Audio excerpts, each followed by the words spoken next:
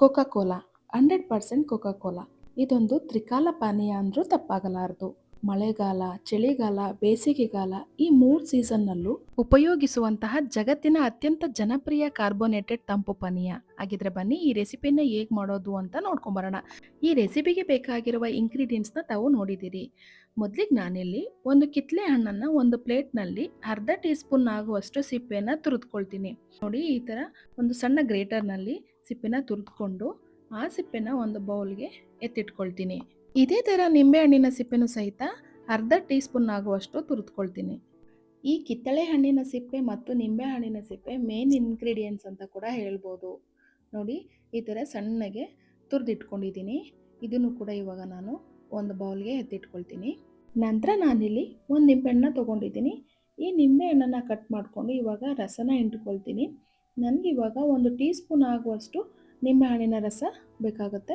ತಾವು ನೋಡ್ಬೋದು, ಇದು ಕರೆಕ್ಟಾಗಿ ಒಂದು ಟೀ ಸ್ಪೂನ್ ಅಷ್ಟಿದೆ. ನೆಕ್ಸ್ಟ್ ನಾನು ಒಂದು ಚಿಕ್ಕ ಗಾತ್ರದ ಕಿತ್ತಳೆ ಹಣ್ಣು ಕೂಡ ತೊಗೊಂಡಿದ್ದೀನಿ. ಇದನ್ನು ನಾನು ಇವಾಗ ಕಟ್ ಮಾಡಿಕೊಂಡು ಒಂದು ಬೌಲ್ಗೆ ಇದರಲ್ಲಿರೋ ರಸ ಎಲ್ಲನೂ ಕೂಡ ನಾನು ಹಿಂಡ್ಕೊಳ್ತೀನಿ. ಲೆಮನ್ನು, ಆರೆಂಜ್, ಕಾಫಿ ಈ 3 ಪದಾರ್ಥಗಳು ಇಲ್ಲ ಅಂದರೆ ಈ ರೆಸಿಪಿ ಅಪೂರ್ಣ. ಕೋಕಾ ಕೋಲಾ ಕಂಪನಿಗಳಲ್ಲಿ ಎಸೆನ್ಷಿಯಲ್ ಲಿಕ್ವಿಡ್ನ ಉಪಯೋಗಿಸ್ತಾರೆ, ಆದರೆ ನಾನಿಲ್ಲಿ ನ್ಯಾಚುರಲ್ ಒರಿಜಿನಲ್ ಜ್ಯೂಸ್ನ ಯೂಸ್ ಮಾಡ್ತಾ ಇದ್ದೀನಿ. ನೋಡಿ, ಕಟ್ ಮಾಡಿ ಇಟ್ಟಿರ್ತಕ್ಕಂಥ ಆರೆಂಜ್ ಪೀಸ್ಗಳಲ್ಲಿ ನಾನು ಇವಾಗ ಜ್ಯೂಸ್ನ ತೆಗೆದಿಟ್ಕೊಂಡಿದ್ದೀನಿ ಮತ್ತು ಇದರಲ್ಲಿರ್ತಕ್ಕಂಥ ಬೀಜಗಳನ್ನು ಕೂಡ ನಾನು ಎಲ್ಲ ತೆಕ್ಕೊಂಡಿದ್ದೀನಿ. ಇದನ್ನು ಕೂಡ ಸೈಡ್ಗೆ ಎತ್ತಿಟ್ಕೊತೀನಿ. ನೆಕ್ಸ್ಟು ನಾನು ಒಲೆ ಮೇಲೆ ಒಂದು ಪ್ಯಾನ್ ಇಟ್ಕೊಂಡಿದ್ದೀನಿ. ಲೋ ಫ್ಲೇಮ್ನಲ್ಲಿ ಇಟ್ಕೊಂಡು ಅದಕ್ಕೆ ಈ ಬೌಲ್ನ ಅಳತೆಯಲ್ಲಿ 1 ಬೌಲ್ ನೀರನ್ನ ಹಾಕ್ಕೊಂಡಿದ್ದೀನಿ. ಅದಕ್ಕೇ 1 ಬೌಲು ಬ್ರೌನ್ ಶುಗರ್ನು ಕೂಡ ಸೇರಿಸ್ಕೊಂಡಿದ್ದೀನಿ. ಅರ್ಧ ಟೀ ಸ್ಪೂನ್ ಧನಿಯಾ, ಹಾಗೆಯೇ ಅರ್ಧ ಟೀ ಸ್ಪೂನ್ ಲವಂಗ ಸೇರಿಸ್ಕೊಂಡಿದ್ದೀನಿ. ನಂತರ ಇದೇ ಸಮಯದಲ್ಲಿ 1 ಇಂಚು ಚಕ್ಕೆಯನ್ನು ಕೂಡ ಸೇರಿಸ್ಕೊಂಡಿದ್ದೀನಿ. ನಂತರ ತುರಿದಿಟ್ಟಿದ್ದಂತಹ ನಿಂಬೆಹಣ್ಣಿನ ಸಿಪ್ಪೆ ಮತ್ತು ಕಿತ್ತಳೆ ಹಣ್ಣಿನ ಸಿಪ್ಪೆಯನ್ನು ಕೂಡ ಆ್ಯಡ್ ಮಾಡ್ಕೊಳ್ತೀನಿ. ನೀವು ನೋಡ್ತಾ ಇರ್ಬೋದು, ಈ ಎಲ್ಲ ಇಂಗ್ರೀಡಿಯೆಂಟ್ಸು ಕೂಡ ಚೆನ್ನಾಗಿ ಮಿಕ್ಸ್ ಹಾಕಬೇಕು. ಆ್ಯಕ್ಚುಲಿ ಕೋಕಾ ಕೋಲಾನ ಅಮೇರಿಕದ ಒಬ್ಬ ಸೈನಿಕ ಡಾಕ್ಟರ್ ಜಾನ್ ಪ್ಯಾಂಬರ್ಟನ್ ಇದನ್ನು 1886ರಲ್ಲಿ ತಲೆನೋವಿನ ಔಷಧಿಯನ್ನಾಗಿ ಕಂಡುಹಿಡಿದ ಈ ಔಷಧಿಯನ್ನು ಮಾರುಕಟ್ಟೆಯಲ್ಲೂ ಕೂಡ ಮಾರಲಾಗಿತ್ತು.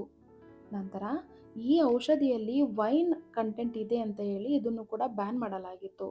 ಕಾಲಾಂತರದಲ್ಲಿ ಇದರ ಸೀಕ್ರೆಟ್ ಫಾರ್ಮುಲಾ ಬೇರೆಯವರು ಪರ್ಚೇಸ್ ಮಾಡಿ ಇದನ್ನು ತಂಪು ಪಾನೀಯವನ್ನಾಗಿ ಪರಿವರ್ತಿಸಿದರು. ನೋಡಿ, ಇವಾಗ ಇದು ಲೈಟಾಗಿ ಕುದಿ ಬಂದಿದೆ. ಈ ಸಮಯದಲ್ಲಿ 1.5 ಟೀ ಸ್ಪೂನ್ ಕಾಫಿ ಪೌಡ್ರಿಗೆ ಸ್ವಲ್ಪ ನೀರು ಸೇರಿಸ್ಕೊಂಡು ಲಿಕ್ವಿಡ್ ಥರ ಮಾಡಿಕೊಂಡು ಹಾಕ್ಕೊಳ್ಬೇಕು. ಇದನ್ನು ಚೆನ್ನಾಗಿ ಮಿಕ್ಸ್ ಮಾಡಿಕೊಂಡು ಲೈಟಾಗಿ ಕುದಿ ಬರೋವರೆಗೂ ಕೈ ಆಡಿಸ್ತಾ ಇರಬೇಕು. ಈ ಪಾನೀಯ ಕೋಕಾ ಎಲೆ ಮತ್ತು ಕೋಲಾ ಎಂಬ ಬೀಜವನ್ನು ಉಪಯೋಗಿಸೋದ್ರಿಂದ ಇದಕ್ಕೆ ಕೋಕಾ ಕೋಲಾ ಅಂತ ಹೆಸರು ಬಂತು. ನಿಜವಾಗ್ಲೂ ತಾವು ನಂಬಲೇಬೇಕು. ಈ ರೆಸಿಪಿ ತಾವು ಮನೆಯಲ್ಲೇ ಮಾಡಿ ನೋಡಿ, ಆವಾಗ ತಮಗೆ ಗೊತ್ತಾಗುತ್ತೆ. ಅಡುಗೆ ಮನೆಯಲ್ಲಿ ಈಸಿಯಾಗಿ ಸಿಗುವಂತಹ ಪದಾರ್ಥಗಳನ್ನು ಉಪಯೋಗಿಸಿ ಮಾಡ್ತಕ್ಕಂಥ ಈ ಪಾನೀಯ ಕೋಕಾ ಕೋಲಾ ಬರ್ತ್ಡೇ ಪಾರ್ಟೀಸ್, ಮದುವೆಗಳಲ್ಲಿ, ಎಲ್ಲ ಶುಭ ಸಮಾರಂಭಗಳಲ್ಲಿ ಇದ್ದೇ ಇರುತ್ತದೆ. ಅಷ್ಟೇ ಅಲ್ಲದೆ ಇದರ ಟೇಸ್ಟ್ ಕಾಲೇಜ್ ಕ್ಯಾಂಟೀನ್ಗಳಲ್ಲಿ, ಪಿಜ್ಜಾ ಹಟ್ಗಳಲ್ಲಿ ನಮ್ಮ ಯುವ ಜನಾಂಗವನ್ನು ತುಂಬ ಪ್ರಭಾವಿತರನ್ನಾಗಿಸಿದ ಒಂದು ಪ್ಯಾಷನೆಟ್ ಕೂಲ್ ಡ್ರಿಂಕ್ಸ್ ಇದಾಗಿದೆ. ಈಗ ತಾವು ಗಮನಿಸಬಹುದು, ನಮ್ಮ ಕೋಕಾ ಕೋಲಾ ಸಿರಪ್ ರೆಡಿಯಾಗಿದೆ. ಈಗ ಫ್ಲೇಮ್ ಆಫ್ ಮಾಡಿ ನಂತರ ಒಂದು ಬೌಲ್ನಲ್ಲಿ ಜರಡಿ ಇಟ್ಕೊಂಡು ಈ ಸಿರಪ್ನ ಸೋಸ್ಕೊಳ್ತೀನಿ. ಕೋಕಾ ಕೋಲಾ ಸಿರಪ್ಪು ಬಿಸಿ ಇದ್ದಾಗೇ ಇದನ್ನು ಜರಡಿ ಮಾಡ್ಕೊಳ್ಳಿ, ಅಂದರೆ ಸೋಸ್ಕೊಳ್ಳಿ ಒಂದು ಬೌಲ್ಗೆ. ಇದನ್ನು ಸೋಸ್ಕೊಂಡ ನಂತರ ಒಂದು 20 ನಿಮಿಷ ತಣ್ಣಗಾಗೋದಕ್ಕೆ ಬಿಡಬೇಕು.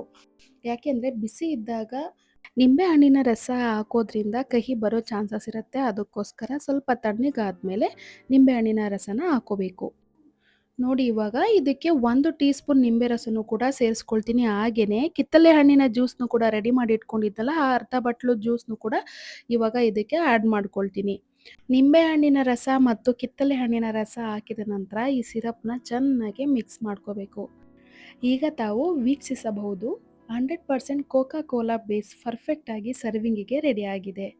ಈಗ ಒಂದು ಸರ್ವಿಂಗ್ ಗ್ಲಾಸಿಗೆ 100 ml ನಷ್ಟು ಸಿರಪ್ನ ಹಾಕ್ಕೊಳ್ತೀನಿ, ಅಥವಾ ಒಂದು ಚಿಕ್ಕ ಕಾಫಿ ಲೋಟದ ಅಳತೆಯಷ್ಟು ಹಾಕ್ಕೊಳ್ಬೋದು.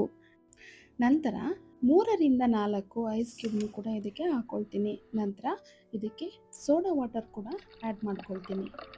ನೀವು ನೋಡ್ತಾ ಇರ್ಬೋದು, ಸೋಡಾ ಹಾಕಿದ ನಂತರ ನಮ್ಮ ಕೋಕಾ ಕೋಲಾ ಯಾವ ಥರ ಕಾಣುತ್ತೆ ಅಂತ.